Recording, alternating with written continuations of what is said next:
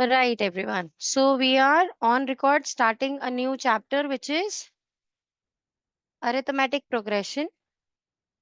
Arithmetic progression start कर रहे हैं हम। एक नया चैप्टर है और रिकॉर्ड करेंगे उन बच्चों के लिए जो कि अभी मॉर्निंग आवर्स में अवेलेबल नहीं है, लेकिन this will be posted at 4:30 today itself. तो जो बच्चे मॉर्निंग अवेलेबल नहीं है या जो बच्चे दोबारा रिवीजन करना चाहते हैं वो इस वीडियो को यूट्यूब चैनल से एक्सेस कर सकते हैं। अभिनव बेटा, you will B share the link of the YouTube video gallery. वहां से आप पिछले जितने भी लेक्चर्स हैं उनके वीडियोस को एक्सेस कर पाओगे और लाइक सेशन वाइज जो भी डाउट्स आते जाएंगे मुझे सेंड करते जाओगे। ठीक है? Submission should be there in the group for every session. Right. ठीक है? Right, okay. mom. So sharing my screen, tell me if audio and video is all clear to everyone here. Clear everyone? रजत, आज तू पहली बार हंसा है मेरी class में, बता है।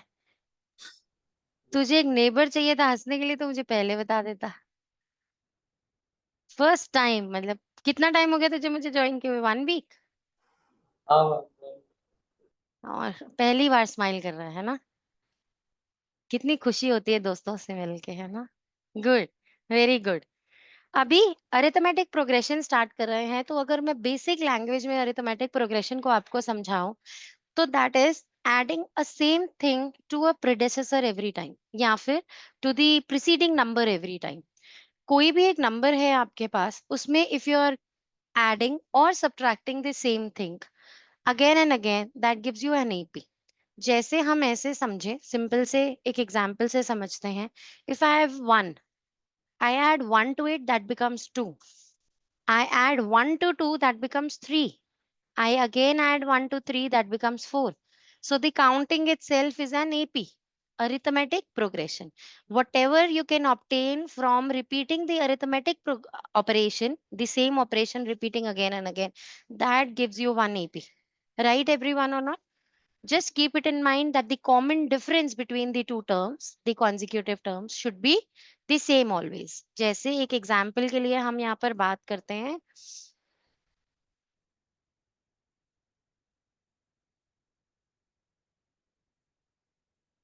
राइट अगर मैं आपसे कहूं I have 1, I have 2, I have 4, 8, 10, is this an AP?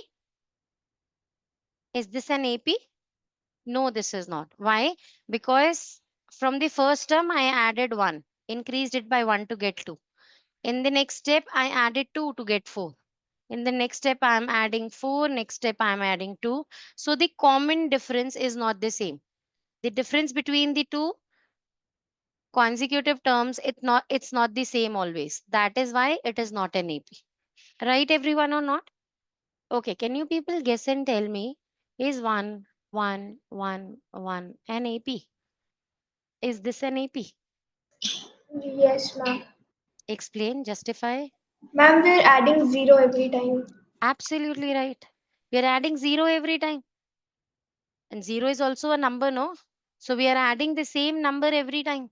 So 1, 1, 1, 1 is an AP. Understood, bacha, what is AP or not? है ना? So now let us go to the chapter. So I have here told you that whenever you add something in common to all the successive terms, तो फिर आपको एक AP obtain हो जाता है। अब एक बार ये समझ लेते हैं कि फिर हम इन्हें कहते क्या है। This difference between the two consecutive terms is known as common difference. What is this called as? Common difference. Right? This is the first term, so that can be called as A1. This is the second term, this can be called as A2, A3, A4, A5. यहाँ पे some term at nth place will be AN. Right or not, बच्चे? Clear everyone? अभी आगे चले, थोड़ा सा और चलते हैं आगे और टॉपिक को चैप्टर वाइज समझते हैं, पेज वाइज समझते हैं।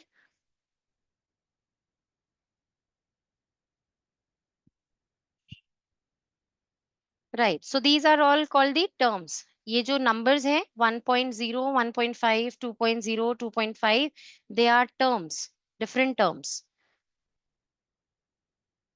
So an AP is a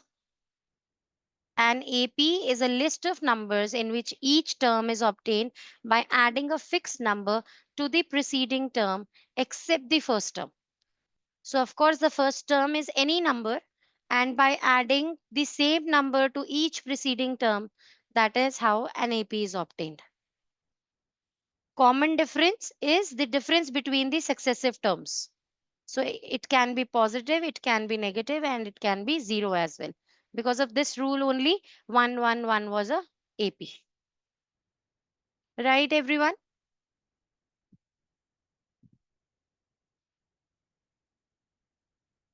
Right, okay. So what is the general term of an AP? I told you the first term can be called as A. Next term may you're adding D, the common difference to it, right? So that becomes A plus D. Now you're again adding D to it. So that becomes A plus 2D. Again adding D to it. That becomes A plus 3D. So from here, can we make a conclusion that A at the nth place is actually A plus that n minus 1D? नहीं समझ में आया ना? एक बार दोबारा से समझाती हूँ, ध्यान से सुनो. ये सेकंड टर्म है. सेकंड टर्म में A के साथ 1D ऐड किया हुआ है. एज इन जो 2 नंबर था उससे 1 लेस. तो कितने डीज ऐड होते हैं? जिस नंबर पे टर्म होती है उससे 1 लेस.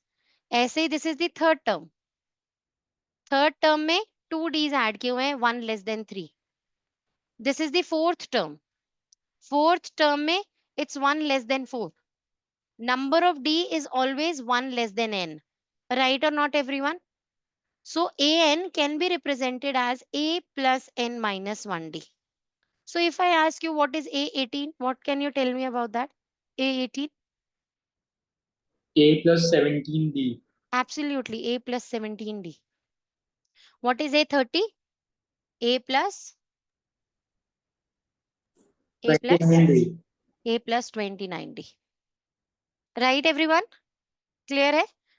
हर बार जिस जिस पोजीशन पर आपकी टर्म आएगी उसकी वैल्यू फाइंड करने के लिए, उस पर आने वाली टर्म फाइंड करने के लिए you will add 1 less number of d's to it.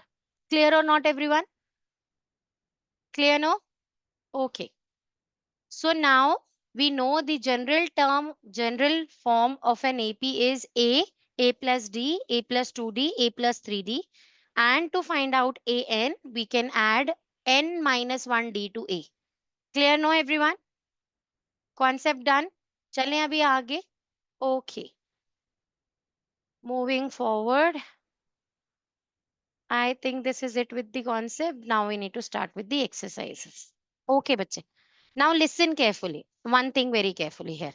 When I say that there is a number which I'm squaring every time and getting the next number, would that be an AP? If I've got 1, I've squared 1, I got 1. I start with 2. I squared 2, I got 4. I squared 4, I got 16. I squared 16, I got 256. Is this making an AP? I'm so doing the same operation every time. I'm squaring the preceding number every time. No? Why not? You're not adding the same number. You're not adding the same number. And if you're squaring the preceding number, that is not AP beta, that is GP. Addition और subtraction के अलावा आप और कोई operation नहीं करेंगे mathematics का. Understood और नॉट? तो या तो आप ऐड करेंगे या आप सब्ट्रैक्ट करेंगे. Okay, tell me if the countdown 10, 9, 8, 7, 6, 5, 4, 3, 2, 1. Is this an AP? Yes. Why? Explain. Ma'am, Tamara would explain that. Yes, Tamara बच्चे. Ma'am, it's an AP because you're subtracting 1 from each number. Very good. So what is the common difference here, Anaga?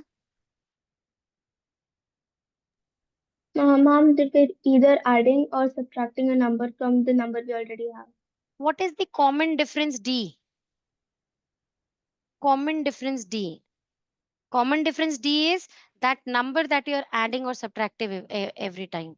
1. So that is -1 in this case. Whenever your AP is decreasing, that means your common difference would be negative always. Right or not, everyone? Clear or not? So this time when I say 10, 9, 8 is my AP, so that time common difference D is -1. Clear now?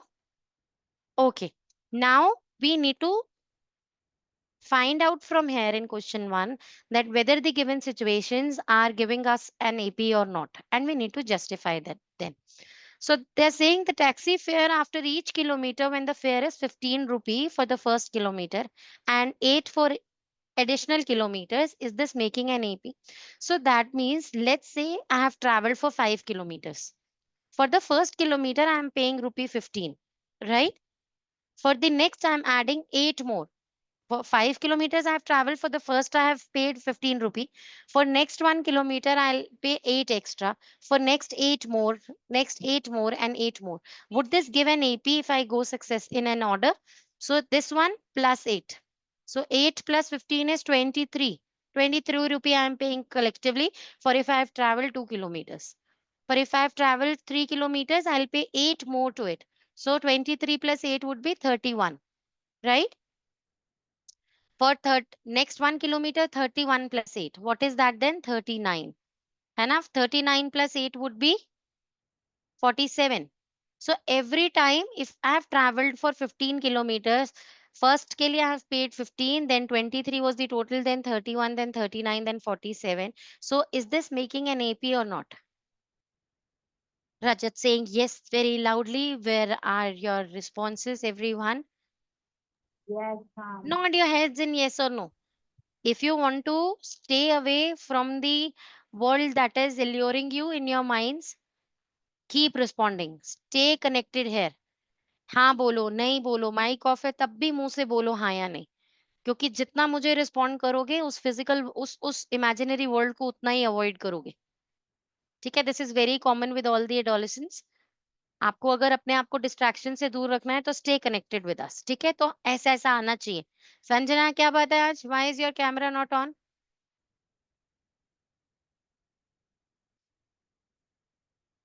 Sanjana, can you hear me? Network issue. Okay. So 15, 23, 31, 39, 47, they are giving us an AP because how will we justify? We'll tell that the common difference is plus 8 every time. So with the common difference, same you justify if the given sequence is an AP, right? This is like any other sequence. But yes, in sequences में common ये होता है कि एक ही चीज add या subtract हो रही होती है. Next one, the amount of air present in the cylinder when a vacuum pump removes 1/4 of the air remaining. तो चलो इसको एक बार इमेजिन करके देखते हैं सीन को, कि ये मान लेते हैं this is the total volume of air in the cylinder. Now इसका 1/4 is removed every time. So first case के अंदर this is removed. Now what is removed is 1/4 of this thing, the white portion. 1/4 इसका remove करना है, मतलब इसको 4 equal parts में divide किया and now this is removed. Is removing this portion and this portion the same? Why not? Because this is 1/4 of a smaller portion, so should be smaller, right? So now when they ask me to remove 1/4 of the remaining thing, I need to divide the same thing into 4 equal parts. So see, my 1/4 is decreasing every time. So this 1/4 is even smaller than this. Right or not, bachche? Clear or not? I'm doing this with a rough estimation, but I think I can convey you what I am trying to tell you here. Right or not, बच्चे? Clear हो रहा है कि नहीं हो रहा है सबको? तो क्योंकि रिमेनिंग चीज भी डिक्रीज होती जा रही है तो उसका 1/4 भी डिक्रीज हो रहा है, राइट? और 1/4 डिक्रीज होगा तो इसका मतलब you are not reducing the same thing every time. वो 1/4 भी अलग अलग हो रहा है जो चेंज हो रहा है. And when that is changed, that doesn't give us an AP. Clear or not? So how would you justify that this is not an AP? You would say that the common difference is decreasing because it is 1/4 of a reduced number every time. Clear or not? That is how you explain it, why this is not an AP. Clear? आगे चलो. Next part. The cost of digging a well after every meter of digging, when it costs rupee 150 for the first meter and rises by 50 for each subsequent meters. So for first meter ka digging, you are charging rupee 150 and then for 50 for every subsequent meter. So would this make an AP? And how would you justify that, Grisha? Ma'am, actually, I'm just, there's someone at the door, ma'am. Can I just take 2 minutes? I'll answer the next one, ma'am. Grisha, beta, next time if you are leaving your chair, you will drop me a message in the chat box and then only leave your seat, bacha. All right, ma'am. Sorry, ma'am. Tejas, bacha, can you please take this question and tell me? Ma'am, as the common difference is 50 and we are adding 50 in each case in one. Yes, so that is an AP. Right now? Next one. The amount of money in the account every year when rupee 10,000 is deposited at the compound interest of 8% per annum. कोई मुझे सबसे पहले इस question को करने से पहले ये बताएगा कि कंपाउंड इंटरेस्ट और सिंपल इंटरेस्ट में डिफरेंस क्या है? इस पे क्लैरिटी है आपको? मेरे पिछले स्टूडेंट्स को आई थिंक होगी, प्रिशा को, अनघा को, आप लोग को होगी. आद्विका, यस, यू टेल मी बेटा. Ma'am, simple interest is applied on the money that we give in the starting, and compound interest is the interest applied after every, say, given annual year. So whatever amount is there after that year, we'll apply the interest on that. I think you have got the correct idea of it, but you are explaining it incorrectly. क्योंकि the explanation isn't going in the right way. Anyone else? Rajat, Abhinav, Tamara? Ma'am, in simple interest, the principal amount is same, and in compound interest, the principal amount increases. It's not the same. Yes, right. Exactly right. I'll comprehend this better. When in simple interest case, the principal remains the same that you have invested initially. On the same interest, on the same principal only you will get interest every year, and the interest would be the same every year because that is calculated on the same amount you have invested initially. So let's say I have invested 10,000 into something and I am getting 100 rupee every time. So the 100 rupee that I have earned for the first year, that is not mine. For simple interest case, that is the bank's money only that they have given us. So they will, for the next year also, they will calculate the interest on the 10,000 that I have kept in the bank. Right or not? But in the compound interest, the case is different. For the first 10,000 that I have invested, when they give me 1,000 at the end of the year, they say that that is yours now. So now they will calculate the interest on the 10,100 because that 100 is also mine. So even if like it is bringing a small change into the money, but my money is increasing, compounded, right or not? So that means every time my interest changes, my principal changes, thus my interest changes, right? So if my principal amount is increased the next year and increases further the next year, that means the interest would also increase calculated on the same amounts, right or not? So that means I'm not adding the same thing to my bank account every year, right or not? So when I'm not adding the same thing again and again in the compound interest case, that means this won't give me an AP. No need to do a calculation. Whenever compound interest is given to you, always mark it that this is not an AP. Whenever simple interest is given to you, that makes an AP. Clear? The concept is clear to everyone? Chale aage? Okay. Now I'm going to question number 2. Right? Question 1 बहुत basic था इसलिए I have not given you the writing time for it. अपने notes में इसको please complete कर लेना. Write first 4 terms of the AP when the first term A and the common difference D are given as follows. So we need to write the first 4 terms. पहले इसे mentally solve करने की कोशिश करते हैं, फिर बताती हूँ कि इसको CBSE के लिए express कैसे करना है notebook पे. If A is given to you, that is your first term, right? D. Second term would be A plus 1D. Second term would be adding 1D to it, right? So that will be 20. So 10. Then making a difference of 10 in the next time, 20. 10 again, 30. 10 again, 40. So 10, 20, 30, 40 is my AP. Clear or not everyone? Very simple thing. अभी इसको notebook में इतना simple ही नहीं करना है, नहीं तो marks कैसे मिलेंगे CBSE में? Steps are very important. In CBSE, you show how have you got this. So these how, answering hows is very important for CBSE to score perfect. So I'll write given A is 10 and D is 10. So for first term,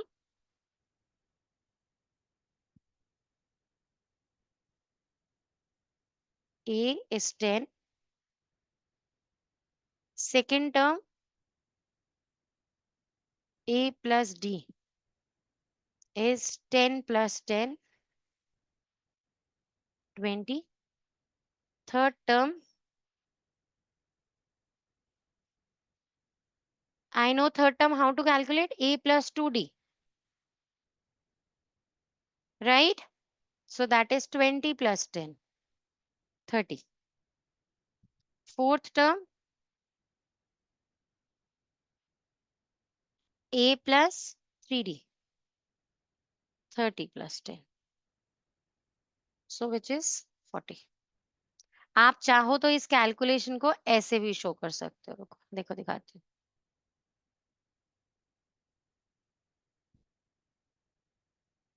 10, 10. A को हमेशा stable रख रहे हैं और D change करते जा रहे हैं। 2 into 10 plus 3 into 10. Both gives the same answer. ठीक है बच्चे, this is in compliance with the formula given है। और अदरवाइज हम लोग क्या कर सकते हैं, अदरवाइज कॉन्सेप्ट कर सकते हैं कि हर पिछली वाली टर्म में प्लस टेन करते जा रहे हैं। ठीक है बच्चे, this is how you present your answer.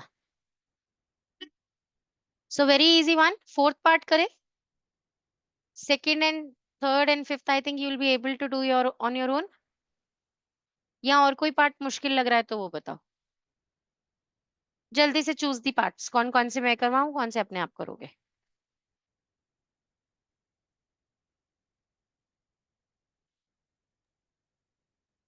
No answer. Ma'am एक बार फिफ्थ पार्ट। फिफ्थ करा देती हूँ। Okay, so A is minus 1.25। Sanjana, अगर डेसिमल से डर लगता है बेटा प्रैक्टिस करो डेसिमल्स को सॉल्व करने की ज्यादा से ज्यादा। सो फर्स्ट टर्म, स्कूल की मैम तभी मार्क्स देंगी जब ऐसे किया होगा काम, मैं वैसे भी दे दूंगी तब तक जब तक माइंड को ट्रेन कर रहा है। जब जनवरी के बाद प्रैक्टिस करेंगे ना बेटा, आपको दिखाऊंगी टॉपर्स आंसर शीट्स कैसी होती हैं। प्रेजेंट 100 मार्क्स के लिए how do you present your notebook, there is a specific style to it. जैसे मैं ये इज इक्वल्स टू इधर आ गया ना, इस इज इक्वल्स टू से ऐसे भी नहीं करते फिर तो हम, फिर हम इन सब इज इक्वल्स टू ऐसा होगा, पूरा आंसर शीट ऐसा सुंदर सजा होगा कि सब इक्वल्स टू एक के नीचे एक आ रहे होंगे, कि नियरली ऐसा copy that can be published.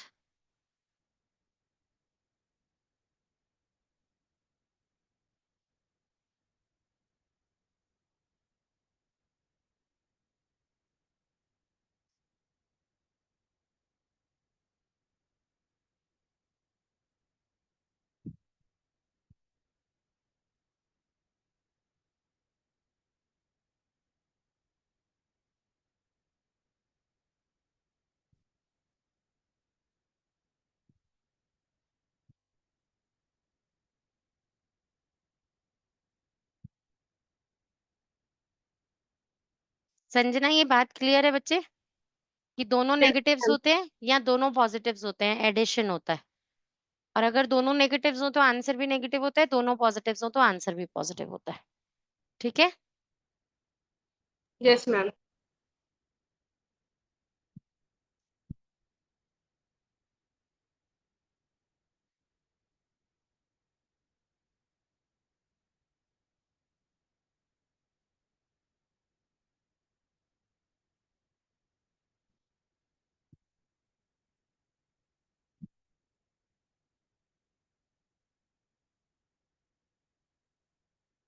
Twenty five को डबल किया 0.50 आ गया बच्चे।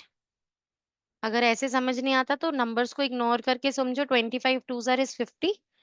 क्वेश्चन के अंदर 2 डेसिमल प्लेसेस थे तो आंसर में भी पॉइंट यहाँ लगेगा ताकि 2 डेसिमल प्लेसेस आ जाए। आ रहा है संजना बेटा समझ में? Yes ma'am. 4 टर्म्स बनानी थी ना। Ma'am, in the end, we have to show the progression together. Yes, right, absolutely, beta.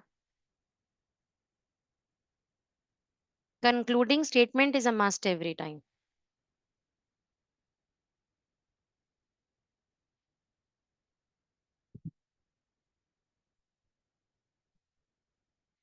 देखो इधर संजना ध्यान से कैलकुलेशन से 25 टाइम्स 3 इज 75. क्वेश्चन में 2 डेसिमल प्लेसेस थी तो मैंने भी 2 डेसिमल प्लेसेस बना दी. 0.75. अब ये दोनों नेगेटिव्स हैं तो ऐड हो जाएंगे. 1.25 और 75 इज 2 है ना. एग्जैक्टली 2 हो गया ना. इस इन दोनों पार्ट से 75 और 25 पैसा से 1 रुपी बन जाएगा पूरा. एंड दिस इज 1 मोर रुपी तो 2 रुपी काइंड ऑफ. समझ में आ रही है बात कि नहीं आ रही? Yes, ma'am. So what is the final AP here then? Minus 1.25 minus 1.50 minus 1.75 and minus 2. This is your AP. ठीक है बच्चे? Okay, ma'am.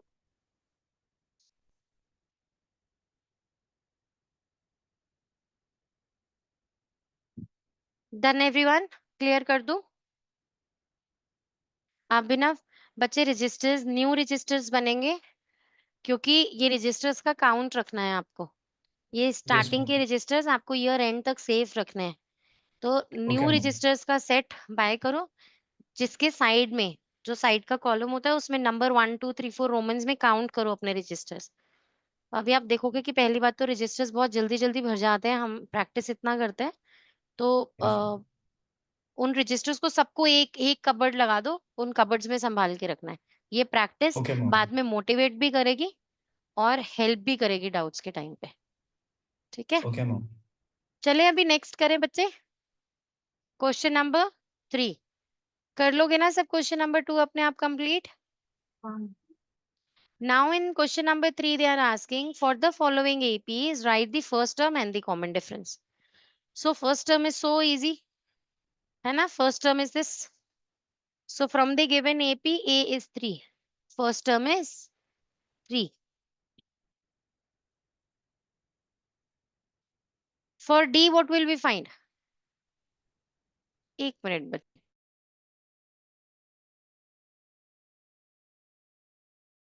Please excuse me for 1 minute.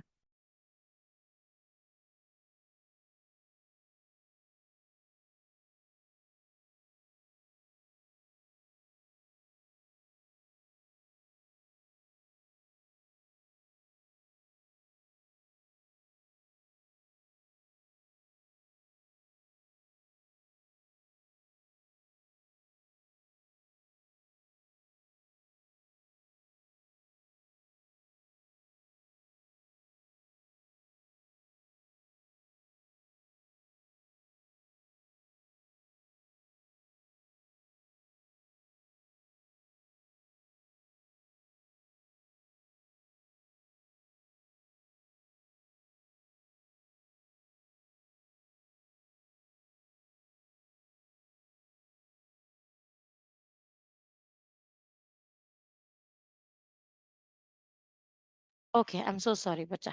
So, yes, for D, what we'll do? For finding the D, we will subtract A2 and A1. From A2, the next term, I'll subtract the preceding term. That is 1 minus 3. Right or not? What is the answer? The answer is minus 2. Then I'll check for A3 minus A2. Consecutive terms के बीच का difference is common difference, right? तो A3 minus A2 is minus 1 minus. देखो ये term है minus 1 A3. ये minus ये वाला minus है बेटा फॉर्मूला का minus. Right. And then A2 is 1. So what is this? Minus 1 is minus 2 again. Right or not? A4 में से A3 सब्ट्रैक्ट करेंगे. 3 बार करके देखना मैंडेटरी है. करके देखना पड़ेगा. इधर लास्ट में भी अगर डिफरेंस सेम नहीं आया तब भी it is not an AP. So now A4 लिखेंगे विच इज minus 3. A3 लिखेंगे विच इज minus 1. एंड ये जो फॉर्मूला का माइनस है then we'll put between them. Right. Now that is -3 plus 1, which is again -2. Clear or not? और conclude करेंगे since the common difference.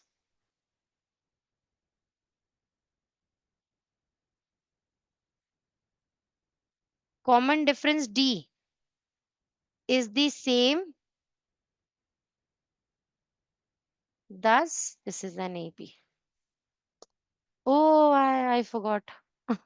We are not proving here this is an AP. We were just finding it. So common difference we have found. We are not proving this to be an AP beta. Okay. So this is the answer. Clear everyone? When they have told you in the following AP, फिर आप एक भी difference find करोगे तब भी चलेगा. क्योंकि they have stated that this is an AP. So with this step only, you can find D. Clear? आगे चले? Fractions में कर लोगे इनके साथ डील या हेल्प करूं? कोशिश करो एक कंप्लीट करो. Okay, ma'am. मैं भी स्क्रीन पे एक सॉल्व कर रही हूँ.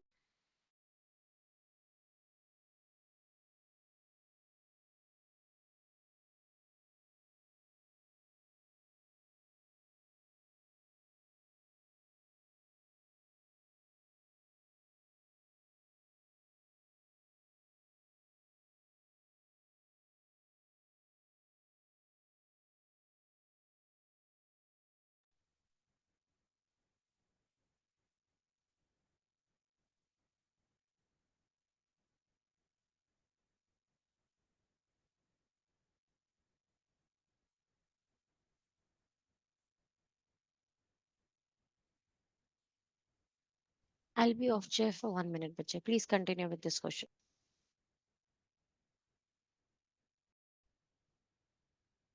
Okay, बच्चे. Now we are starting up with question number 4. Which of the following are APs? Now we need to find out the D between each successive term ताकि हम verify कर सकें if this is an AP or not. If they form an AP, find the common difference D and write 3 more terms. So we need to give 3 more terms then. चलिए पहले first basic part करके देखते हैं.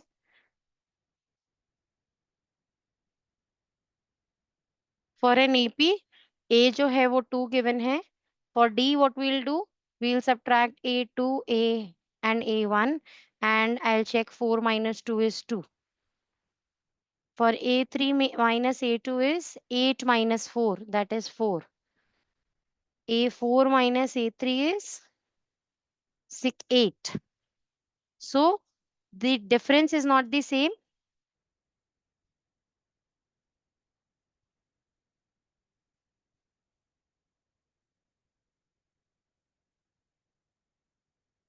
Thus, this is not an AP.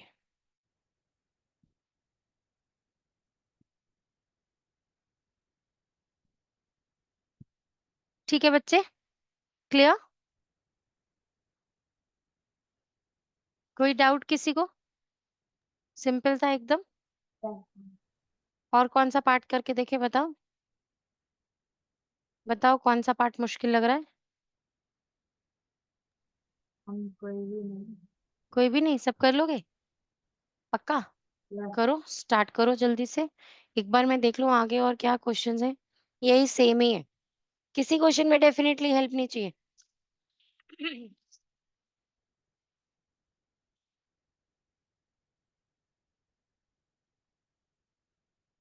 अच्छा चलो, take 5-10 minutes इसको complete करने के लिए. 5 मिनट्स लो और फिर कोई डाउट आता है तो मुझे बताना. I will resume record.